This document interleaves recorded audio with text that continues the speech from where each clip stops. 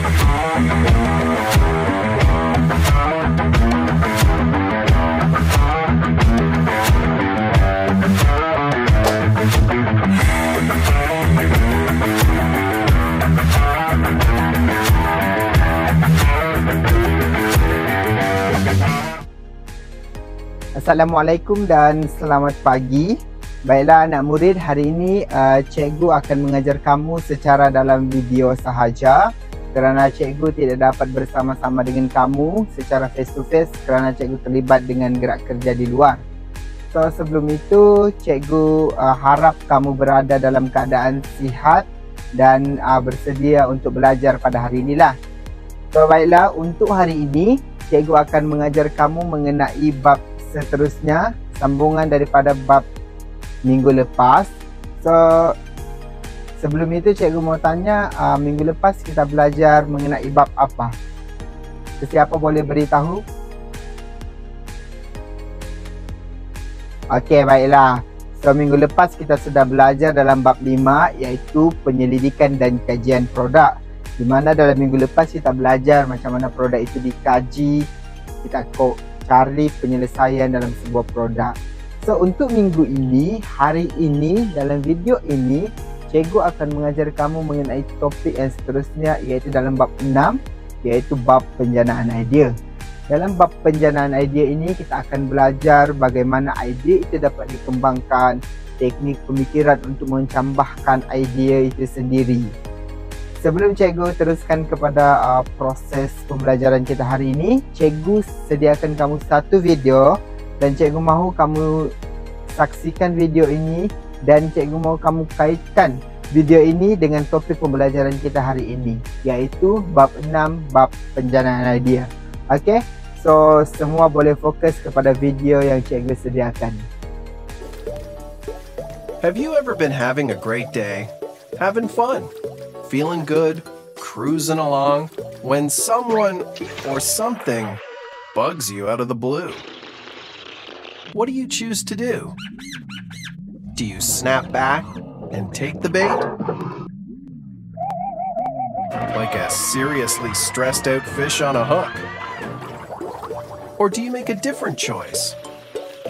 Are you more like this thoughtful fish who didn't take the bait and just swam along, having fun, feeling just fine? So next time something doesn't go your way and you have a stressful feeling, remember, you have a choice. You don't have to snap and react without thinking. Will you let stress hook you or refuse to take the bait? It's up to you.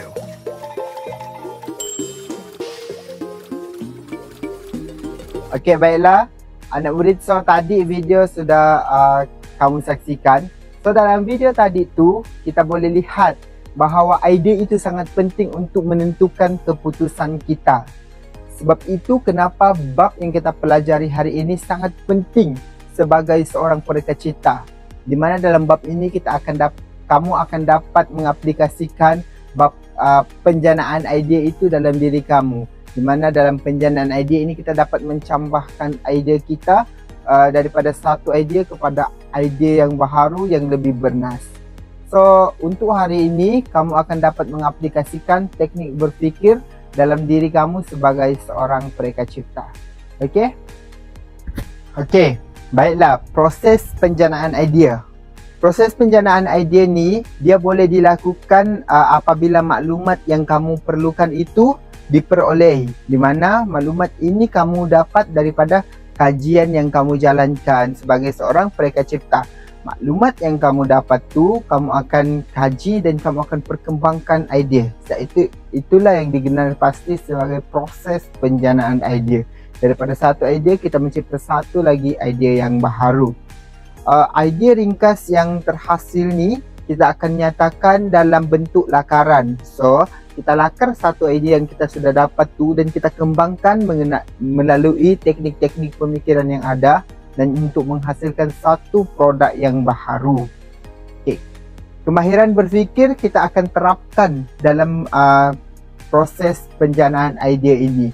Kerana dalam kemahiran berfikir inilah kita akan mendapat idea-idea yang bernas untuk menghasilkan sesebuah produk. So kita akan belajar beberapa teknik penjanaan idea dalam teknik pemikiran. Penjanaan idea secara terancang.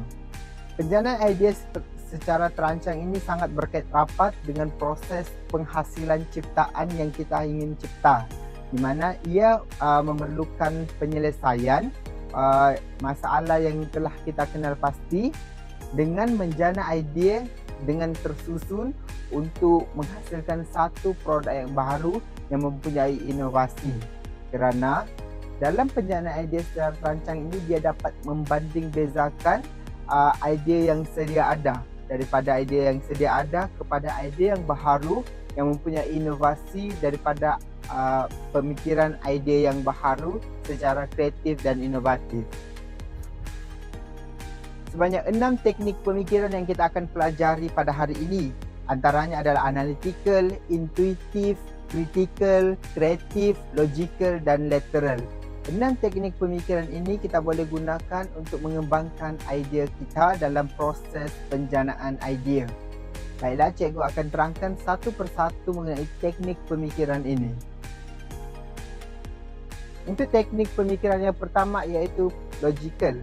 Dalam teknik pemikiran secara logical ini, gaya pemikirannya digunakan untuk mengenal pasti sama ada idea itu adalah betul dari segi logik dan kenyataan sebenar. Kemahiran berfikir yang digunakan adalah penting kerana manfaat dalam proses penjanaan dapat menjelaskan sesuatu yang kurang jelas kerana ia dapat difikirkan secara logik akal dan betul. Seterusnya adalah kreatif. Kreatif pula adalah pemikiran yang memberi keupayaan atau kelebihan individu untuk mencipta sesuatu yang baharu daripada biasa. So, dalam kreatif ni dia ada ciri-ciri seorang pemikir yang kreatif yang boleh melayakkan dia tu sebagai seorang pereka cipta yang kreatif. Antara ciri-ciri pemikir kreatif yang cikgu maksudkan adalah satu, pribadi stabil, di mana dia setiap pereka cipta yang kreatif itu haruslah mempunyai emosi yang stabil, tidak tergopoh-gapoh dan sebagainya. Yang kedua adalah berani mencabar amalan biasa. Dia berani melakukan sesuatu hal yang belum pernah dilakukan oleh orang lain demi satu penghasilan yang dia ingin hasilkan. Yang ketiga adalah bersifat terbuka. Pereka cipta ini haruslah sentiasa bersifat terbuka terhadap idea yang ditolak ataupun yang diterima daripada mana-mana pihak. Seterusnya adalah tidak terikat dengan cara konvensional atau dikenali sebagai cara tradisional lah. So, maksudnya pereka cipta tu dia harus mengikut trend terkini untuk menghasilkan produk daripada segi idea dia lah. Yang kelima adalah radical, di mana radical dia mampu dapat mempertimbangkan semua idea dalam keadaan situasi-situasi yang berbeza. Yang terakhir adalah tidak berputus asa. Seorang pereka cipta yang kreatif ini haruslah tidak berputus asa demi sesuatu penghasilan yang berinovasi. Seterusnya adalah lateral. Pemikiran lateral pula dia bersifat general dan membina, di mana ia bertujuan untuk menerbitkan sesuatu perubahan yang baharu dan berlainan terhadap sesuatu masalah. Pemikiran lateral ni dia bertujuan untuk mencari pilihan dan penyelesaian tanpa mempunyai batasan idea. So, maksudnya sesiapa sahaja boleh mencurahkan idea dan sekiranya idea itu boleh diguna selagi dia tidak bercanggah, dia boleh dipertimbangkan untuk menghasilkan sesuatu penghasilan yang baharu. Seterusnya adalah analytical. Analytical pula dia memerlukan kita untuk melihat sesuatu perkara butiran secara mendalam dan kecil-kecilan, di mana pemikiran ini dia mengkaji sesuatu produk tu daripada besar kepada kecil. So dia akan menyelesaikan masalah yang kecil ini terlebih dahulu, barulah dia akan pergi kepada masalah yang besar. Kerana sekiranya masalah yang kecil ini sudah selesai, dia akan dapat menyelesaikan masalah yang besar. Untuk pemikiran analytical ini, dia mempunyai konsep yang tersendiri di mana untuk pertama kali kita harus mengenal pasti situasi yang kompleks dalam masalah tersebut. Kemudian kita akan pecahkan kepada dua bahagian. Yang pertama, kita harus mengenali faktor utama, dan yang kedua, kita harus mencari punca-punca daripada masalah tersebut. Barulah kita akan mencari persamaan dan perbezaan kepada masalah tersebut dan dapatlah kita menyelesaikan masalah tersebut sekaligus dapat menambahkan idea baharu. Baiklah, kita beralih kepada pemikiran kritikal pula.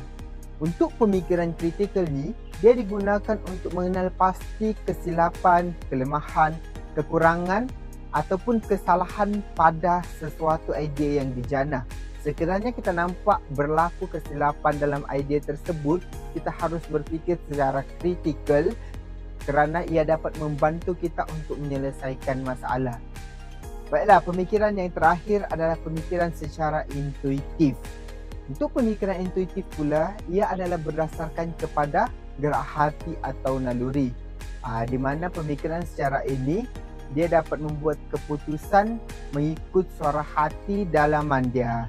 So, maksudnya tiada maklumat langsung ataupun maklumat tidak lengkap terhadap idea yang dijana melalui pemikiran intuitif. Baiklah. So, kamu sudah cikgu terangkan mengenai 6 teknik pemikiran dalam 6.1.1 subtopik teknik penjanaan idea. So, selepas ini cikgu akan sediakan kamu satu video dan cikgu mahu video ini kamu review dan kamu tulis secara ringkas apa yang kamu dapat daripada video ini dan kaitkan kepada apa yang cikgu terangkan sebentar tadi. Okey? So, rumusan video ini kamu akan tulis di dalam buku nota dan cikgu akan semak pada minggu hadapan. Okey? Seterusnya cikgu akan sediakan kamu juga lembaran kerja untuk subtopik 611 proses penjanaan idea. Dan lembaran kerja ini cikgu minta kamu untuk siapkan di dalam kelas. Apabila habis masa dalam kelas, cikgu mahu ketua kelas hantar ke atas meja cikgu. Okey? So, baiklah, rasanya itu sahaja untuk pengajaran pada hari ini. Kita akan jumpa minggu depan. Okey? Bye. Assalamualaikum.